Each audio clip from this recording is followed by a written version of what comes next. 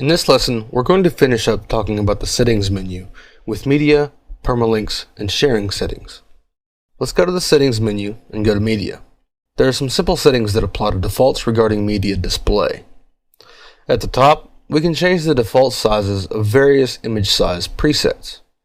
When inserting an image into a post or page, you have the option of choosing the size at which it will be displayed. These choices are thumbnail, medium, large, and full size. Obviously, there are no settings for full size here because that simply shows the image at whatever resolution the image actually is. However, we may have very large images that won't display properly on our page or take too long to load. In addition to setting the size, you can also choose to crop the thumbnail size to the specified dimensions. Thumbnails for large images don't work well if they're simply scaled down. They look garbled and often unrecognizable. It's a good idea to set the large size width to the width of your content container.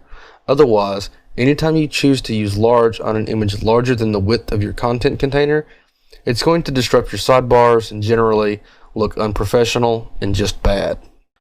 Below the size settings, we can organize our uploads into month and year-based folders.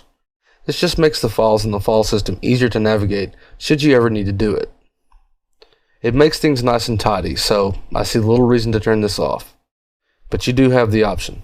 You will not see this next option unless you have turned on the image gallery carousel in Jetpack, but it allows you to change the background color, display image metadata, and default all galleries to tiled galleries, which you'd also need turned on to see this particular option. Now let's move down to the permalinks options. Permalinks are the link URLs that WordPress generates for your posts, pages, archives, and everything else. Most people change this to post name or custom structure for the sake of search engine optimization.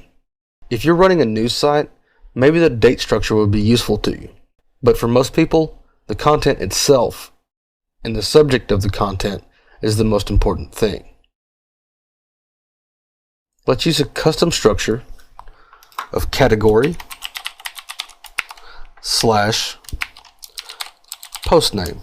This will list our category and post name in the URL of our posts.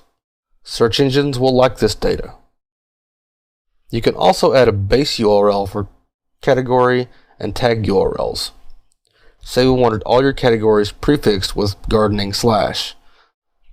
So we could put gardening / here. And our tomato category URL, for example, would be oursite.com/gardening/tomato. This is yet another SEO technique that some use, but many consider cluttered and unnecessary. Finally, let's briefly look at our sharing settings. These are the settings we saw earlier in our Jetpack videos, where you can set up your social media networking accounts, sharing buttons, and sharing display settings. I recommend that you become intimately familiar with the settings menu, as using the options within effectively can make your site more visible to search engines and generally more pleasant for everyone to use. No one likes ugly URLs with question marks and equal signs, you know? Also, be aware that plugins can add items to this menu and often do. So check here if you have anything you want to change about a plugin. In our next chapter, we're going to look at syndication and getting your blog published in aggregators that will facilitate finding new readers.